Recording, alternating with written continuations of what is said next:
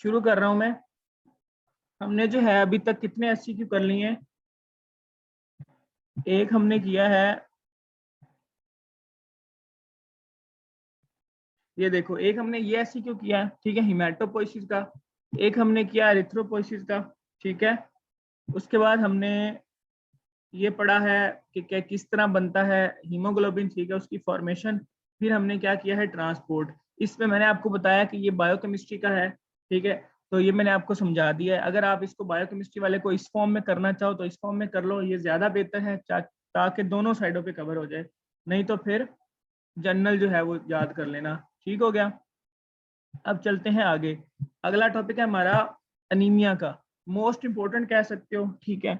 Anaemia में ना ये जितना कुछ लिखा हुआ है, ये स्लाइड मैंने कहीं और से ली है, ये सारा याद करने की जरूरत नहीं है और ना ही इसको देख के घबरा जाना है। आपने रीड गाइडें नहीं करनी है।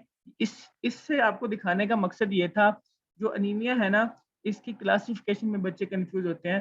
तो आपने इसकी क्लासिफिकेशन की बेसिस दो रखनी है। एक होती है aetiological classification, ETIO, aetiological classification, और दूसरी है मॉर्फोलॉजिकल क्लासिफिकेशन।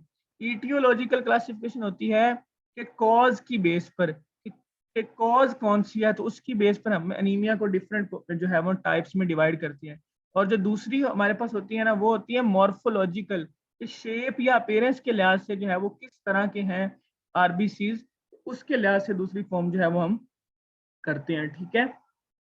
अब देखो, कॉजेज उसने इधर डिस्कस किए हैं। जो टाइप होती है ना इटियोलॉजिकल क्लासिफिकेशन, उसके नाम लिख लो आप। आपकी जितनी भी बुक में है ना, मैं आपको नाम बता देता हूँ। ब्लड लॉस अनीमिया, ए प्लास्टिक अनीमिया, मेगैलोब्लास्टिक अनीमिया, और न्यूट्रिशनल अनीमिया, और हीमोलिटिक अनीमिया। ये जितनी भी पांच मैंने बोली है ना, ये सारी की सारी क्या है, इटियोलॉजिकल क्लासिफिकेशन की बेस पर उसकी टाइप्स हैं, ठीक है। बाकी टाइप्स लिख लो। ये जितनी भी ये लिखी हुई है ना, normocytic normochromic, microcytic hypochromic, normocytic normochromic तो हो ही गया, माइक्रोसिटिक हाइपोक्रोमिक, मैक्रोसिटिक हाइपोक्रोमिक, ठीक है, और मैक्रोसिटिक नॉर्मोक्रोमिक या हाइपोक्रोमिक। ये टाइप्स किसकी बेस पे हैं? खत्म कर दिया। अच्छा, मैं बोल देता हूँ असल में टाइप्स में, मैं ये कह रहा हूँ, ऐसा बोलता हूँ। इटियोलॉजिकल टाइप्स है blood loss anaemia, aplastic anaemia, megaloblastic anaemia, nutritional anaemia, haemolytic anaemia. ये आपकी बुक में है। बुक में देखो, बुक डायटम पढ़ी है तो वो खोल के देख लो। बुक के अंदर जो पांच है ना, वो सारी की सारी इटियोलॉजिकल क्लासिफिकेशन की बेस पे टाइप्स हैं, ठीक है। इधर मॉर्फोलॉजिकल जो है ना, उसने कंफ्यूज की हुई है। ये मॉर्फोलॉजिकल छोड़ दो, ये मैं आपको पेज सेंड करता हूँ ग्रुप में, उससे कर लेना। इटियोलॉजिकल समझा देता हूँ, मॉर्फोलॉजिकल उस पेज के साथ एक ऑडियो भेज दूंगा, उससे समझ लेना। इटियोलॉजिकल समझा देता हूँ, कंफ्यूज नहीं होना और घबराना नहीं है, सही है। इटियोलॉजिकल में पहले मैंने बोला था ब्लड लॉस एनीमिया। अब ब्लड लॉस क्या है? अब कॉज की बेस पे ना इटियोलॉजिकल, तो ब्लड लॉस में कॉज क्या होगी? इंजरी। अगर इंजरी हो जाए तो उससे क्या हो सकता है? ब्लड का लॉस। इसको हेमरेज भी कहते हैं, आपने हेमरेज का वर्ड सुना है। अच्छा, ब्लीडिंग इंटरनल भी हो सकती है और ब्लीडिंग जो है वो एक्सटर्नल भी हो सकती है, ठीक है। इंटरनल हेमरेज और एक्सटर्नल हेमरेज, तो ये क्या चीज है? और एक्यूट भी हो सकती है और क्रॉनिक भी हो सकती है। क्रॉनिक ये होती है कि काफी देर तक इंटरनली ब्लड काफी देर तक अगर ब्लीड हो रहा है तो ये क्रॉनिक है। और एक्यूट ये है कि आपको अचानक इंजरी हुई है और उसकी वजह से ब्लड लॉस हो रहा है। ये मैं सिर्फ आपको समझा रहा हूँ, पढ़ना आपने बुक से है। पहली कौन सी कैटेगरी थी इटियोलॉजिकल में? ब्लड लॉस एनीमिया, उसको हेमरेज एनीमिया भी कहते हैं, ठीक है। दूसरी टाइप मैंने बोली ए plastic anaemia. Aplastic anaemia से मुराद होता है कि जिसमें जो हीमोग्लोबिन होता है ना, bone marrow, sorry, bone marrow का डिसफंक्शन होता है। बोन मैरो ने क्या करना है? आपके आरबीसी बनाने हैं। जब बोन मैरो सही नहीं होगा तो आरबीसी नहीं प्रोड्यूस होंगे सही, और बाकी सेल्स भी उधर से प्रोड्यूस हो रहे होते हैं। तो उस वजह से क्या हो जाएगा? अनीमिया हो जाएगा। उस अनीमिया को ए प्लास्टिक अनीमिया कहते हैं। अब बोन मैरो डिसऑर्डर में की कॉजेज मुख्तलिफ हो सकती हैं। बोन मैरो जो है वो कोई ड्रग आप ऐसा यूज करो जिस वजह से बोन मैरो डिसफंक्शन हो जाए, सही है। बाहर से कोई रेडिएशन ऐसी पड़ी है जिस वजह से क्या चीज हो गई है, आपके बोन मैरो में प्रॉब्लम हो गई है। तो ये दूसरी टाइप कौन सी है? ई प्लास्टिक एनीमिया। पहली ब्लड लॉस एनीमिया, दूसरा कौन सा? ए प्लास्टिक एनीमिया, ब्लड लॉस में ब्लड का लॉस है आइदर इंटरनल या फिर एक्सटर्नल, एक्यूट भी हो सकता है और क्रॉनिक भी हो सकता है। और ए प्लास्टिक एनीमिया में मैंने क्या बताया आपको, ए प्लास्टिक एनीमिया होता है कि बोन मैरो डिसफंक्शन की वजह से होता है, ठीक है। और बोन मैरो डिसफंक्शन किस वजह से हो सकती है, ड्रग्स की वजह से भी हो सकती है, और साथ में जो है ये कोई रेडिएशन वगैरह उसकी वजह से भी हो सकती है। ए प्लास्टिक एनीमिया में एक वर्ड उसने लिखा है इडियोपैथिक ए प्लास्टिक एनीमिया। इडियोपैथिक का वर्ड 2-4 जगह में पढ़ोगे अभी आपके सिलेबस में। इडियोपैथिक जहां भी पढ़ो इसका मतलब है कि कॉज इज अननोन। जब भी कॉज अननोन होगा ना, इसका मतलब है वो इडियोपैथिक है। तो ए प्लास्टिक एनीमिया की कॉज मैंने पहले बताई कि रेडिएशन भी हो सकती है, कि रेडिएशन की वजह से बोन मैरो डिसफंक्शन हो गया है, या कोई ड्रग है। लेकिन अगर बोन मैरो डिसफंक्शन है लेकिन ये पता नहीं है कि क्यों है, तो वो इडियोपैथिक एप्लास्टिक एनीमिया होगा, ठीक है। तीसरी जो टाइप्स है इटियोलॉजिकल में वो है मेगैलोब्लास्टिक एनीमिया। मेगैलोब्लास्टिक होता है, आपने ये बायोकेमिस्ट्री में पढ़ लिया हुआ है, ठीक है। विटामिन B9 और B12 की डेफिशिएंसी की वजह से होता है।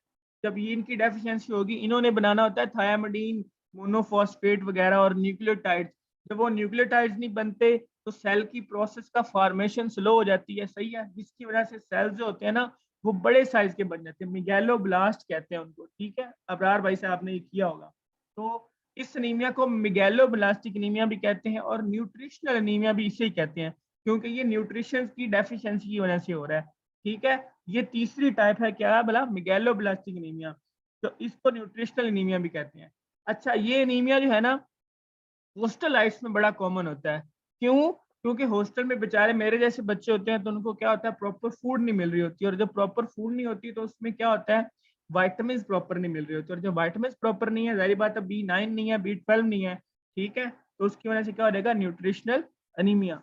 अगली एनीमिया की टाइप है हीमोलिटिक एनीमिया। हीमोलिटिक नाम से जाहिर है कि हीमो मैंने कहा था, जहां भी वर्ड आएगा ब्लड का मतलब होगा, और लिटिक लाइसिस को कहते हैं कि हिमोलिसिस हो रही है, कि ब्लड सेल्स होते हैं वो टूट रहे हैं।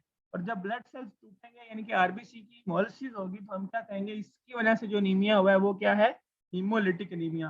तो हीमोलिटिक एनीमिया में गाइटर ने ना इसमें हीमोलिटिक एनीमिया में भी आगे 2-4 चीजें डिस्कस की कि किन किन डिजीजेज में हीमोलिटिक एनीमिया होता है, ठीक है। यहाँ पे उसने बहुत सारी लिखी हुई हैं। लिवर फेलियर भी लिखा हुआ है, रीनल डिसऑर्डर भी लिखा हुआ है, हाइपरस्प्लीनिज्म लिखा हुआ है, बर्न, जलने का जिक्र किया है। हम ऑटोइम्यून डिजीज में भी हो सकता है। हम सिर्फ बुक वाली 3 ये भी याद करनी है तो कर लो, मैं आपको बुक वाली 3 बता देता हूँ। बुक कहती है अगर हेरिडिटरी स्फीरोसाइटोसिस हो जाए उस वजह से हीमोलिटिक एनीमिया होता है, या अगर सिकल सेल एनीमिया हो जाए उस वजह से हीमोलिटिक एनीमिया होता है, या फिर एरिथ्रोब्लास्टोसिस फेटालिस हो जाए उस वजह से भी हीमोलिटिक एनीमिया होता है। हेरिडिटरी स्फीरोसाइटोसिस नाम से जाहिर है कि डिजीज कौन सी है, हेरिडिटरी है, पैदाइशी है। और स्फीरोसाइटोसिस के जो आरबीसी होते हैं वो स्फेरिकल हो जाते हैं, स्फेरोसाइटोसिस, ठीक है। और जब आरबीसी स्फेरिकल होंगे, उनकी शेप नॉर्मल नहीं होगी, तो जब वो कैपिलरीज से पास करेंगे तो क्या कर देंगे, रप्चरिंग हो जाएगी उनकी। तो हेरिडिटरी स्फीरोसाइटोसिस की वजह से भी क्या हो सकता है, हीमोलिटिक एनीमिया। आगे है सिकल सेल एनीमिया। सिकलिंग जो सिकल सेल एनीमिया, सिकल ना चांद के कहते हैं मेरा ख्याल है, ठीक है। सिकल सेल एनीमिया में क्या हो जाती है, जो आरबीसी की शेप है वो सिकल की तरह हो जाती है, ठीक है। इसमें भी क्या होता है, शेप जब चेंज है तो जब वो वहां से कैपिलरी से पास करेंगे तो शेप चेंज होने की वजह से वो वहां पे क्या हो जाएंगे, रप्चरिंग हो जाएगी उनकी, ठीक है। सिकल सेल एनीमिया जो है ये आपके बायोकेमिस्ट्री सिलेबस में भी है, ठीक है, आप वहां पे भी पढ़ोगे। अभी आपने थोड़ी देर बाद प्रोटीन्स करना है, इसमें हीमोग्लोबिन एस होती है। नॉर्मली हीमोग्लोबिन कौन सी होती है, ए, जिसमें ग्लूटामिक एसिड प्रेजेंट होता है, ठीक है, पोजीशन 6 में पे एन टर्मिनल से। लेकिन अगर उसमें पोजीशन 6 में एन टर्मिनल से बीटा चेन के अंदर अगर ग्लूटामिक एसिड की जगह पे वलीन आ जाए तो क्या हो जाता है, सिकल सेल एनीमिया। उस हीमोग्लोबिन को हीमोग्लोबिन एस कहते हैं। तो इस सिकल सेल एनीमिया की वजह से भी को भी हम हीमोलिटिक एनीमिया की टाइप में कंसिडर करते हैं। अगली है एरिथ्रोब्लास्टोसिस फेटालिस। ये भी आपने डिजीज पहले पढ़ी हुई है। इस डिजीज में क्या होता है, परनीशियस नीमिया भी, हाँ बच्चे, परनीशियस नीमिया भी वही होता है मेगैलोब्लास्टिक एनीमिया, ठीक है, आप सही बोल रहे हो। आगे है एरिथ्रोब्लास्टोसिस फेटालिस। एरिथ्रोब्लास्टोसिस फेटालिस होता है कि जो आपने डिजीज पढ़ी हुई है कि आरएच पॉजिटिव बेबी का अगर ब्लड निकल के आरएच नेगेटिव मदर के अंदर चला जाए तो उसके अंदर क्या होती है, एंटीबॉडीज प्रोड्यूस होती हैं, और वो एंटीबॉडीज अगर दोबारा सीप थ्रू करके बेबी के अंदर आ जाए तो वो क्या करेंगी, बेबी के हीमो जो उसके आरबीसीज है उनकी हिमोलिसिस स्टार्ट कर देंगी, तो इसको क्या कहते हैं, एरिथ्रोब्लास्टोसिस फेटालिस। तो ये 3 जो मैंने सिचुएशन बताई हैं, ये तीनों हीमोलिटिक एनीमिया के अंदर डिस्कस होती हैं। ठीक है, तो इस तरह हमारी ईटियोलॉजिकल क्लासिफिकेशन हो जाती है पूरी। ठीक है, पीछे कौन सी रहेगी, मॉर्फोलॉजिकल, वो मैं अभी नहीं करवा रहा। ठीक है, वो आपको मैं ऑडियो शेयर करता हूँ, आप वहां से देख लेना। ठीक है, एक एक और मैं भी एक ग्रुप में चीज देख रहा हूँ, भेज रहा हूँ, पहले वो देखो। व्हाट्सएप का ग्रुप खोलो, उसमें मैं कुछ भेज रहा हूँ।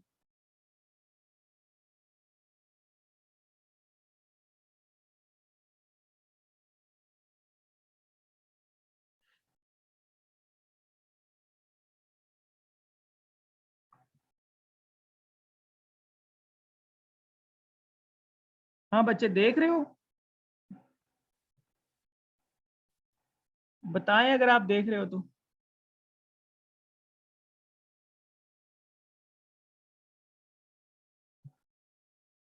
अच्छा देखो, मैंने इसमें ना एक पहली हेडिंग है विस्कोसिटी की। ठीक है, ये हमारा ना अगला एससीक्यू है, इसकी मैं स्लाइड नहीं बना सका, तो ये मैं आपको वैसे बता देता हूँ। आप अगर आपके पास स्लाइड होगी तो आप हेडिंग देख लोगे, effect of anaemia on the function of circulatory system. Anaemia का हमारे सर्कुलेटरी सिस्टम पे क्या इफेक्ट होता है, ये भी एससीक्यू है, पास पेपर में आया हुआ है। और दूसरा है पॉलीसेथीमिया का इफेक्ट ऑन सर्कुलेटरी सिस्टम। पहले हम ना एनीमिया का पढ़ लेते हैं। अब देखो, जब एनीमिया होगा आरबीसी होंगे कम, सही है, कम होने की वजह से विस्कोसिटी क्या हो जाएगी, थिकनेस को कहता है ना विस्कोसिटी, तो विस्कोसिटी जाहिर बात है ब्लड की कम हो जाएगी। तो वो हेडिंग देखो, मैंने स्कीम देखो, पहले मैंने कहा कि विस्कोसिटी क्या होगी, कम। जब विस्कोसिटी कम है, तो जब एक फ्लूइड थिक मूव कर रहा है वेसल्स के अंदर से, और एक जो है वो थिन कर रहा है, मतलब उसकी विस्कोसिटी कम है, तो जाहिर बात है जिस फ्लूइड की विस्कोसिटी कम होगी वो इजीली पास कर देगा। ठीक है, तो पेरिफेरल रेजिस्टेंस क्या हो जाएगी, कम। पेरिफेरल रेजिस्टेंस होती है कि जो वेसल्स रेजिस्टेंस प्रोवाइड करते हैं ना, जीए में पढ़ोगे आर्टरियोल्स असल में मेन रोल प्ले कर रही है पेरिफेरल रेजिस्टेंस का, वहां पे आपको सही समझ आएगी। तो पेरिफेरल रेजिस्टेंस कम हो जाएगी विस्कोसिटी के कम होने की वजह से। जब रेजिस्टेंस कम होगी तो ब्लड का फ्लो क्या होगा, ज्यादा। और जब ब्लड का फ्लो ज्यादा होगा, तो जो वीनस रिटर्न है, इधर मैंने वर्ड लिखा फ्लो, फ्लो नहीं है, ये वीनस रिटर्न है। वीनस रिटर्न होता है जो ब्लड वापस मेज के थ्रू, वीना कैवा के थ्रू कहाँ पे पहुंचता है, राइट एट्रियम में। तो जो वीना कैवा के थ्रू ब्लड वापस पहुंचेगा, वीनस रिटर्न जो होगा, अगर वो कम हो जाए, सॉरी वो ज्यादा हो जाए, तो कार्डिक आउटपुट जो हार्ट ने पंपिंग करनी है, जब ब्लड पीछे से ज्यादा आ रहा है तो हार्ट क्या करेगा, पंप ज्यादा करेगा, तो कार्डिक आउटपुट ज्यादा हो जाएगा। तो हार्ट को ज्यादा वर्क करना पड़ रहा है, तो इसकी वजह से एक्यूट कार्डिक फेलियर भी हो सकता है। तो ये आपका एक एससीक्यू है, ये मैंने आपको करवा दिया, इसको आपने क्या करना है, याद करना है। ठीक है, अगला देखो, ये एक था। अगला एक और पेज है जिसमें मैंने दो फ्लो चार्ट्स बनाए हुए हैं। ये दो फ्लो चार्ट्स हैं इफेक्ट ऑफ पॉलीसाइथीमिया के। पहले पॉलीसाइथीमिया पढ़ा लूं, फिर इफेक्ट पढ़ाता हूँ। अच्छा, पॉलीसाइथीमिया क्या होता है, जैसे एनीमिया होता है ना, कि एनीमिया में नॉर्मल आरबीसी का लेवल क्या हो जाता है, कम। पॉलीसाइथीमिया में आरबीसी का लेवल क्या हो जाता है, ज्यादा। ठीक है, अब ये ज्यादा लेवल नॉर्मल कंडीशन की वजह से भी हो सकता है, और किसी बीमारी की वजह से भी हो सकता है, पैथोलॉजिकल कंडीशन की वजह से हो सकता है। ठीक है, एक सेकंड होल्ड करो, मुझे कनेक्शन का इशू है, एक सेकंड रुको जरा, मैं म्यूट कर रहा हूँ।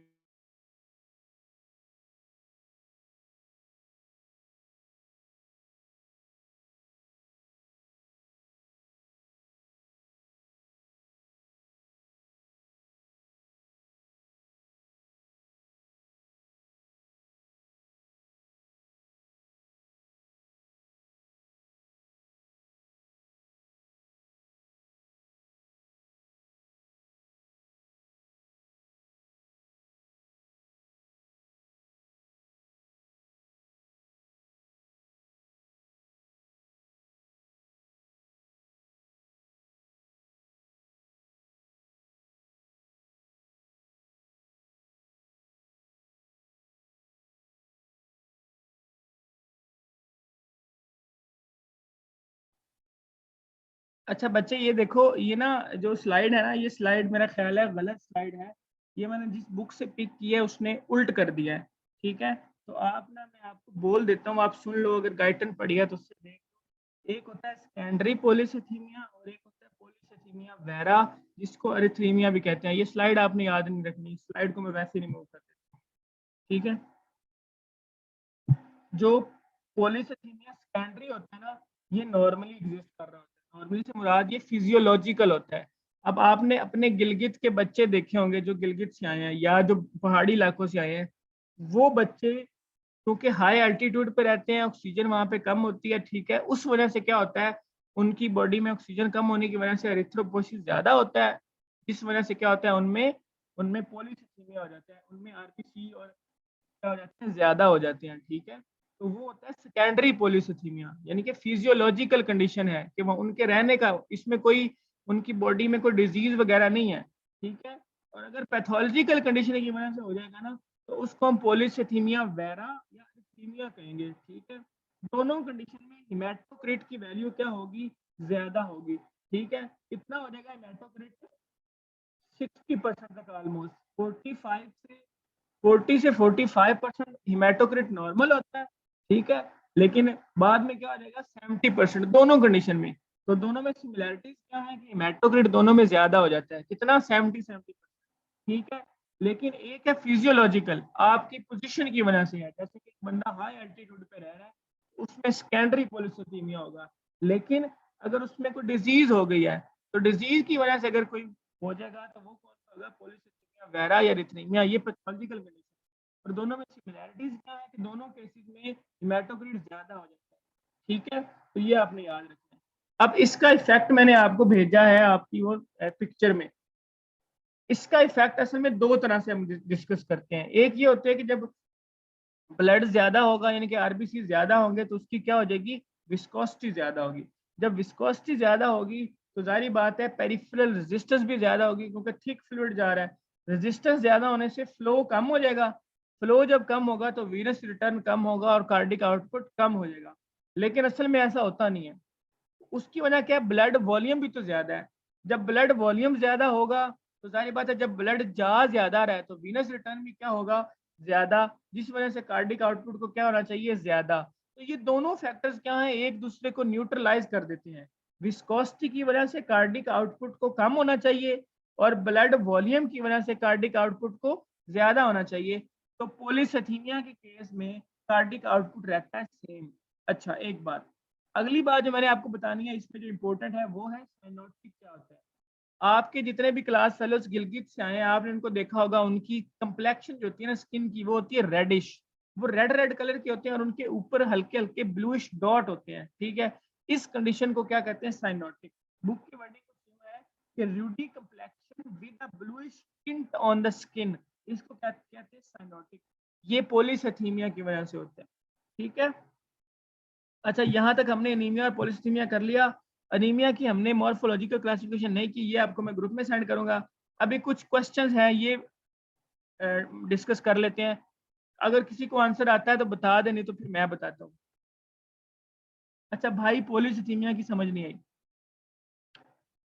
बच्चे। पॉलीसाइथेमिया होता है कि पॉलीसाइथेमिया, अनीमिया कम होता है ना आरबीसी, पॉलीसाइथेमिया इसके उल्टा है कि आरबीसी ज्यादा है, सही है। एक चीज डिस्कस होगी। अब इसकी दो टाइप्स हैं, एक सेकेंडरी पॉलीसाइथेमिया है और एक पॉलीसाइथेमिया वेरा है। दो टाइप्स हैं। एक टाइप है कि वैसे कोई बीमारी नहीं है, कोई पैथोलॉजिकल कंडीशन नहीं है, वैसे कुछ भी नहीं है, फिर भी क्या है, उनमें आरबीसी ज्यादा है, उनमें उसका हिमेटोक्रिट का लेवल ज्यादा है। ये एक टाइप है। दूसरी टाइप है पैथोलॉजी की वजह से ज्यादा है, कि कोई ना कोई बीमारी ऐसी आ गई है कि जिसकी वजह से कोई बोन मैरो में मसला है या कोई ऐसी डिजीज है जिस वजह से क्या हो गया है, उनका आरबीसी ज्यादा हो गया है। जो नॉर्मल कंडीशन की वजह से हो रही है ना, वो है सेकेंडरी पॉलीसाइथेमिया। और जो किसी डिजीज की वजह से हो रही है, वो है पॉलीसाइथेमिया वेरा, या उसको एरिथ्रीमिया भी कहते हैं, ठीक है। अब नॉर्मल की मैंने एग्जांपल आपको बताई कि आपके जो क्लास फेलो गिलगित वगैरह से आए हुए हैं, उनकी स्किन क्या होती है, रूडिश होती है और उसके ऊपर टिंट होता है, ठीक है, उसको साइनोटिक कंडीशन को कहते हैं। ये जो बच्चे उधर से आते हैं ना, उनकी ये कंडीशन किसी बीमारी की वजह से नहीं है, वो फिजियोलॉजिकल, क्योंकि वो पड़े ऊपर होते हैं, हाइट पे होते हैं, तो हाइट में क्या होता है, ऑक्सीजन कम। मैंने अभी थोड़ी देर पहले आपको बताया ना, जब ऑक्सीजन कम होती है तो उसकी वजह से क्या होता है, किडनीज क्या करते हैं, एरिथ्रोपोइसिस करते हैं। और जब किडनीज एरिथ्रोपोइसिस करते हैं, तो किडनीज के एरिथ्रोपोइसिस से क्या होता है, आरबीसी ज्यादा हो जाते हैं। ये नॉर्मल कंडीशन है, इसमें कोई पैथोलॉजी नहीं है। और ये कौन सी टाइप ऑफ पॉलीसाइथेमिया की, सेकेंडरी पॉलीसाइथेमिया। और अगर पैथोलॉजिकल कंडीशन की वजह से होगा तो वो होगा पॉलीसिस्टीमिया वेरा। समझ आई बच्चे? सब आवाज नहीं आ रही आपको? हेलो,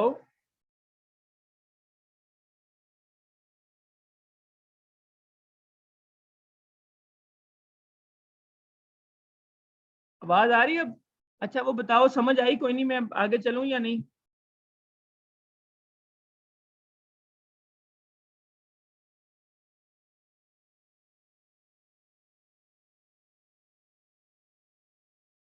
तो ये क्वेश्चन नजर आ रहा है आपको, which determines whether blood is bright red और डल रेड। ठीक है, ब्लड की वजह से ब्लड का कलर कौन डिसाइड कर रहा होता है? Level of treatment. ठीक है, पहले का क्वेश्चन आंसर ठीक है। अगले का बताओ जी, little Lisa is pale and fatigue, what disorder of erythrocyte might be she suffering from? बताओ आंसर। आप लोगों ने बताने आंसर।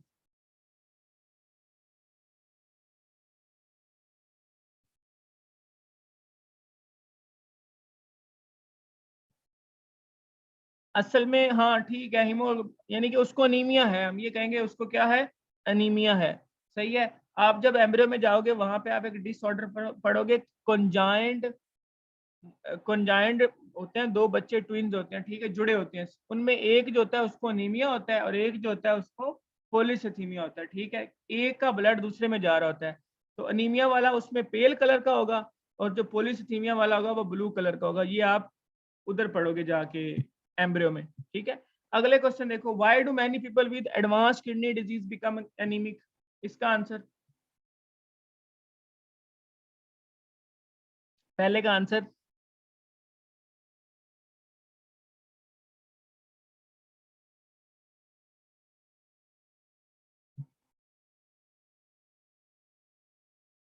बताऊं मैं?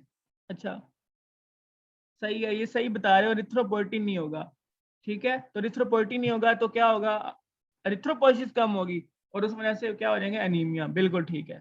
How would a decrease in amount of plasma protein affect plasma volume?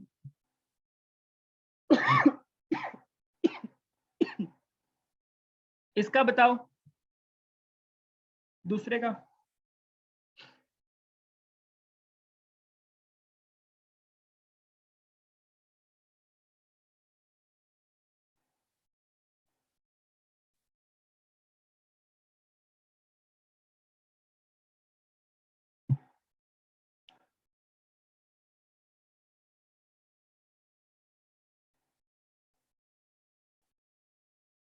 ठीक है, पहला तो सही एनीमिया हो गया। ठीक है, दूसरे का पूछ रहा हूँ, how would a decrease in the amount of plasma protein affect plasma volume? पहले का तो ठीक बताया।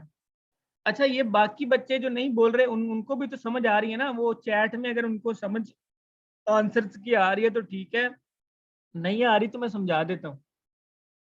आखिरी क्वेश्चन का आंसर सोचो।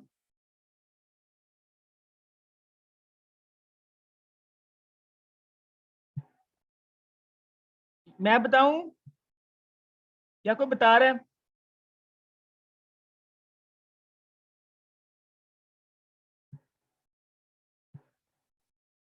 अच्छा, देखो, आपने पढ़ा होगा एल्ब्यूमिन आपके ऑस्मोटिक प्रेशर को मेंटेन कर रही होती है। जब आपकी प्लाज्मा की प्रोटीन्स कम हो जाएंगी तो आपका प्लाज्मा का वॉल्यूम भी कम हो जाएगा। उसकी वजह क्या है, ये प्रोटीन ना ऑस्मोटिक प्रेशर को इस तरह मेंटेन करती हैं कि जब ये कैपिलरी के लेवल पे हम पहुंचते हैं ना, ठीक है, कैपिलरी के लेवल पे क्या होता है, एक साइड होती है आर्टरीज वाली, यानी कि आर्टरीज डिवाइड होकर कैपिलरीज बनाती हैं और फिर वही कैपिलरीज आगे वेन्स के साथ कंटिन्यू होती हैं। ठीक है, जब आर्टरी और कैपिलरी वाली साइड पे क्या होता है, इन प्रोटीन्स की वजह से इस तरह का यानी कि कॉन्सेंट्रेशन ग्रेडियंट बनता है कि फ्लूइड बाहर को आ जाता है आर्टरी और कैपिलरी वाली साइड पे। ठीक है, उस होता कैपिलरी पे ही है, लेकिन कैपिलरी में दो पोर्शन होते हैं, एक होता है आर्टरी वाली साइड और एक होती है कैपिलरी वाली साइड। अभी डायग्राम नहीं है, उससे ज्यादा अच्छी समझ आएगी। और जो वेन्स वाली साइड होती है ना, कैपिलरी से आगे वेन जिस साइड पे बन रही होती है, तो उस साइड पे क्या होता है, इंटरस्टिशियल फ्लूइड क्या होता है, इनटू द सेल आ रहा होता है। ठीक है, तो ये दो डिफरेंट कंडीशन है। जो हमारी ये प्लाज्मा प्रोटीन होती है ना, ये उस प्रेशर को मेंटेन करके रखती है, ऑस्मोटिक प्रेशर को। ठीक है, कि एक लिमिट तक रहता है। उस वजह से क्या होता है, जितना फ्लूइड बाहर जाना होता है, ठीक है, एक आर्टरी वाली साइड से, आर्टरी और कैपिलरी वाली साइड से, उतना ही क्या होता है वेन वाली साइड से अंदर आ रहा होता है। ठीक है, तो उतना नहीं, मतलब एक एक खास अमाउंट तक एंटर हो रहा है। इस वजह से कहता है प्लाज्मा का वॉल्यूम मेंटेन रहता है। लेकिन अगर प्लाज्मा प्रोटीन्स कम हो जाएंगी, उससे क्या रहेगा, प्लाज्मा का वॉल्यूम क्या हो जाएगा, कम। सही है, समझ आई कि नहीं?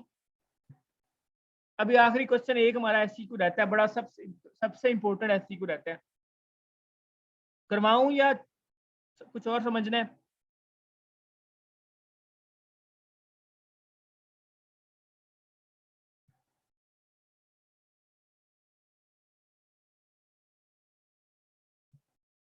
बच्चे देखो, प्लाज्मा प्रोटीन में आपने एल्ब्यूमिन पढ़ा होगा एफएससी में। हम पढ़ते हैं एल्ब्यूमिन क्या करती है, ऑस्मोटिक प्रेशर को मेंटेन करती है। ठीक है, जब प्लाज्मा प्रोटीन्स नहीं होंगी तो ऑस्मोटिक प्रेशर मेंटेन नहीं होगा, जिस वजह से प्लाज्मा का वॉल्यूम क्या हो जाएगा, कम। यहां तक आंसर आपका क्लियर है। अब मजीद अगर कॉन्सेप्ट देखा जाए तो वो ये है कि जब हम हमारी आर्टरीज छोटी होती जाती हैं, आर्ट्रियोल्स बना देती हैं, और उसके बाद कैपिलरीज बनती हैं। ठीक है, कैपिलरीज के लेवल पे एक्सचेंज होनी होती है यानी कि इंटरस्टिशियल फ्लूइड के दरमियान। ठीक है, अगर हमारी प्लाज्मा प्रोटीन नॉर्मल होगी तो वो एक्सचेंज भी नॉर्मल होगी। लेकिन अगर प्लाज्मा प्रोटीन्स कम है, उस वजह से क्या हो जाएगा, जो लीकेज ऑफ फ्लूइड है वो ज्यादा हो जाएगी, और जो फ्लूइड सेल के अंदर आना है यानी कि ब्लड कैपिलरी के अंदर आना है वो क्या हो जाएगा, कम। तो जब फ्लूइड कम आएगा तो प्लाज्मा का वॉल्यूम, ब्लड प्लाज्मा का वॉल्यूम कम हो जाएगा। तो इस तरह हमारा जो प्लाज्मा प्रोटीन है वो प्लाज्मा के वॉल्यूम को मेंटेन करती है। अब भाई समझ, आर्टरी वाली साइड ये दोबारा बता दें, ये ना डायाग्राम है, इसको अगर आप ना भी आपको समझ आए ना तो इतनी कोई कंफ्यूजन वाली बात नहीं। आपने जेहन में बस इतना रखना है कि प्लाज्मा प्रोटीन जो एक्सचेंज होती है उसको मेंटेन रखती हैं। ठीक है, नॉर्मल होंगी तो एक्सचेंज जो कैपिलरी के लेवल पे है वो सही होगी।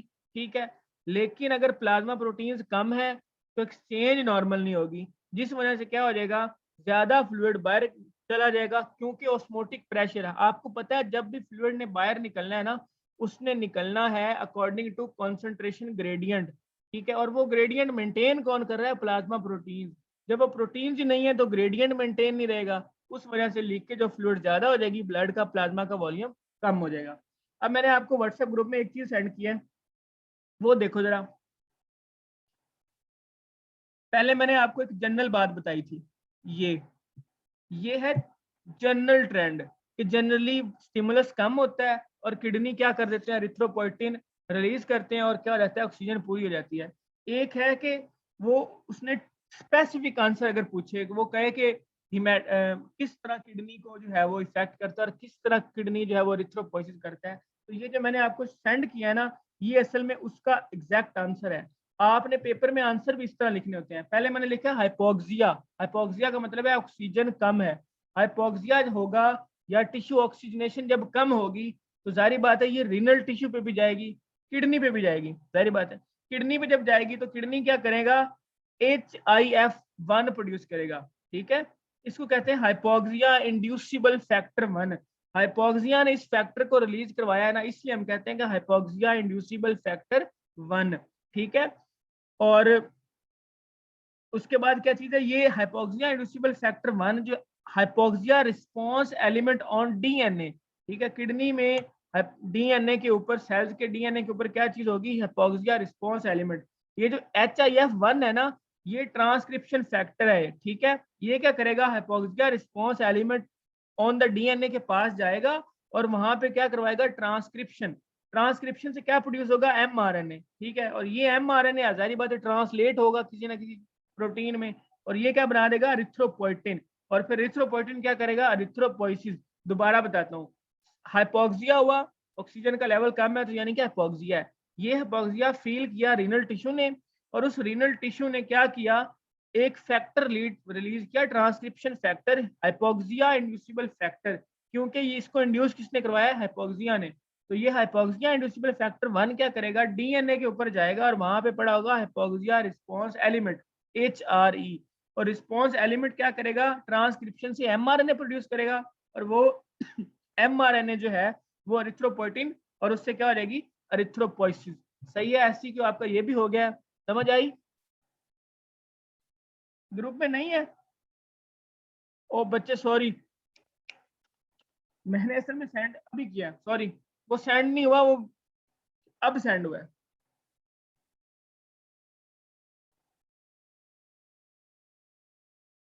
चलो मैं दोबारा करवा देता हूँ, सुनो। पहले लिखा हाइपोक्सिया। हाइपोक्सिया क्या चीज है? ऑक्सीजनेशन कम है। जब ऑक्सीजनेशन कम होगी तो ये कौन फील करेगा? रीनल टिश्यू, ठीक है, किडनी फील करेंगे। ये रीनल टिश्यू क्या करेंगे? हाइपोक्सिया की वजह से HIF1 प्रोड्यूस करेंगे। ये HIF1 क्या है? Hypoxia inducible factor 1। Hypoxia inducible factor 1 कहाँ जाएगा? DNA के ऊपर, और क्या प्रोड्यूस करवाएगा? Hypoxia response element. सही है। और हाइपोक्सिया रिस्पॉन्स एलिमेंट से ये ट्रांसक्रिप्शन फैक्टर क्या करवाएगा? mRNA प्रोड्यूस करवाएगा, और mRNA क्या करेगा? ट्रांसलेट होगा और एरिथ्रोपोइटिन बना देगा। ठीक है। हाइपोक्सिया से हाइपोक्सिया इंड्यूसिबल फैक्टर 1 आया, और उस हाइपोक्सिया इंड्यूसिबल फैक्टर 1 से हाइपोक्सिया रिस्पॉन्स एलिमेंट के पास गया, DNA के ऊपर, और DNA से mRNA बना, और उस mRNA से एरिथ्रोपोइटिन बना, और क्या होगी? एरिथ्रोपोइसिस। अब सही है? समझ आई या दोबारा बोलूं? चलो सही है। आज का लेक्चर कंप्लीट हुआ। सही है। इसमें हमने जितने SCQ किए हैं, जितने MCQ किए हैं, ये आपने करने हैं। साथ में जो क्वेश्चंस थे वो भी आपके हो गए। ठीक है। और अब रहेगी कि आपने याद किस तरह करना है। ठीक है बच्चे, पता है क्या होता है? गाइटर में सबसे पहले आपने ना SCQ करने होते हैं। ठीक है। आपने बुक खोलनी है। बुक खोल के आपको जितने SCQ मैंने करवाए हैं ना, पहले आपने वो SCQ करने हैं। अगर आप ये स्लाइड्स याद कर लोगे ना, ये जो SCQ वाली खास तौर पर, तो उससे क्या होगा? आप जब गाइटन पढ़ोगे तो आपको ये पता होगा कि मैंने SCQ कर लिया, मैंने सिर्फ MCQ की तलाश करनी है। सही है। तो पहले SCQ करने होते हैं। जब SCQ कर लो, फिर आप जाते हो इंपॉर्टेंट MCQ के ऊपर, फिर वो करने होते हैं। जब वो भी कर लो, फिर आप थ्रू आउट चैप्टर को रीड करते हो और बाकी चीजें भी कर लेते हो। सही है। फिर भी अगर किसी बच्चे को समझ ना आए कि किस तरह पढ़ना है गाइडर से, तो मुझे इनबॉक्स कर दे, मैं इनबॉक्स में बता दूंगा कि गाइडर को किस तरह पढ़ना है आप लोगों ने। ठीक है। और ठीक है, आज का लेक्चर खत्म हुआ। अपना ख्याल रखें। सही है। कोई मसला हो तो मुझसे पूछ ले। अल्लाह हाफिज।